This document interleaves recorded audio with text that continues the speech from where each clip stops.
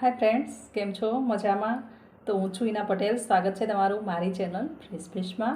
આજે એકદમ ઝટપટ બનીને તૈયાર થાય એવો નાસ્તો આપણે બનાવીશું. મતલબ માત્ર થોડા જ ઇન્ગ્રીડિયન્ટ્સમાંથી બની જાય અને સૂજી અને દૂધી બંનેમાંથી એકદમ ટેસ્ટફુલ એવો ફટાફટ બની જાય એવો નાસ્તો આપણે તૈયાર કરીશું. તો રેસીપી સ્ટાર્ટ કરીએ. અને જો વિડીયો ગમે તો શેર કરતા રહેજો. ચેનલ પર નવા હોય તો મારી ચેનલને સબસ્ક્રાઈબ પણ કરી દેજો. કંઈ ગરમા ગરમ ટેસ્ટફુલ ખાવાનું મન થાય અને ઘરમાં કોઈ એવી ઇન્ગ્રીડિયન્ટ્સ અવેલેબલ ન હોય કે આપણે બનાવી શકીએ અને થોડા જ ઇન્ગ્રીડિયન્ટ્સ અવેલેબલ હોય ત્યારે ફટાફટ જો બની જતો હોય તો આ છે એકદમ સરસ સૂજીનો નાસ્તો દૂધી સાથે.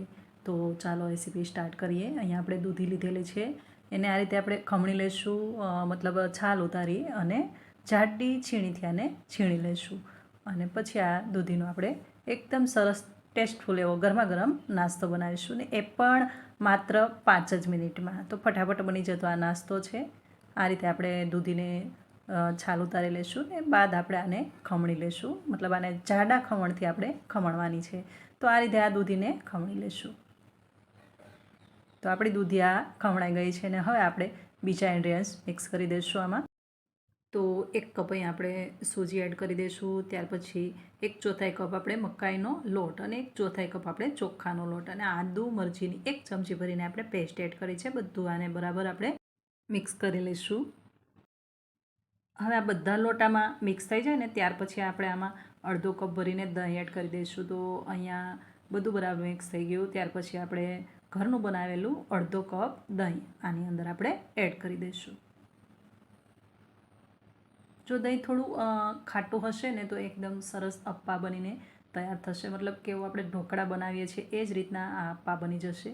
તો આપણે અડધો કપ અહીંયા ઘરનું બનાવેલું થોડું મીડિયમ ખાટું એવું આપણે દહીં એડ કર્યું છે. થોડું એવું મરચું લાલ, થોડી હળદર અને ધાણા જીરું થોડો કલર માટે. બસ આ રીતે આપણે આને બધું બરાબર મિક્સ કરી લઈશું અને 5 મિનિટ માટે આને રેસ્ટ આપી દઈશું. અને બનવાનો સમય તો માત્ર 5 મિનિટમાં બની જશે. બસ આ થોડી પહેલાંની જે પ્રોસેસ છે એ 5-10 મિનિટ લાગશે. બાકી જો બને છે એકદમ સરસ ફટાફટ બનીને તૈયાર થઈ જતો નાસ્તો છે. તો હવે આને 5 મિનિટ બાદ આપણે થોડું નમક એડ કરી દઈશું ટેસ્ટ અકોર્ડિંગ અને બેકિંગ સોડા એને આપણે થોડો એડ કરી દઈશું. બાદમાં થોડું એની પર લીંબુ એડ કરી દઈશું, લીંબુનો રસ, અને બધું બરાબર ઇવનલી એક જ ડાયરેક્શનની અંદર ફટાફટ આને ફેટી લઈશું. બસ આ થોડો ટાઈમ લાગે છે. બાકી જ્યારે તમે અપ્પા બનાવો છો ને એકદમ ફટાફટ અપ્પા બની જતા હોય છે. તો આ રીતે આપણે આ બેટર તૈયાર કરી લઈશું. જ્યારે કંઈ ગરમા ગરમ એકદમ ટેસ્ટફુલ ખાવાનું મન થાય અને બીજું કોઈ પણ વસ્તુ અવેલેબલ નથી ને જો સૂજી અવેલેબલ છે ને દૂધી અવેલેબલ છે તો બંને ઇન્ગ્રીડિયન્ટ્સથી તમે ફટાફટ આ રીતે ગરમા ગરમ અપ્પા ઉતારી શકો. પેનને થોડું આપણે ગ્રીસ કરી લઈશું તેલથી. પેન થોડી ગરમ થાય એટલે બધા અપ્પા આપણે આ રીતે પાડી દઈશું. આને બનતા બિલકુલ વાર નથી લાગતી. આ રીતે ફટાફટ આને પલટાવવાના હોય છે. ઉપરનું લેયર થોડું એવું તમને કલર ચેન્જ થાય એવું દેખાય એટલે પલટાવી દેવાનું છે. બાદમાં તો એકદમ ફટાફટ પલટી જતા હોય છે.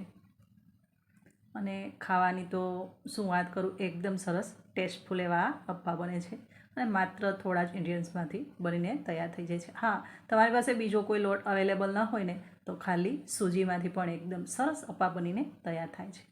તો તૈયાર છે આપણા ગરમા ગરમ અપ્પા.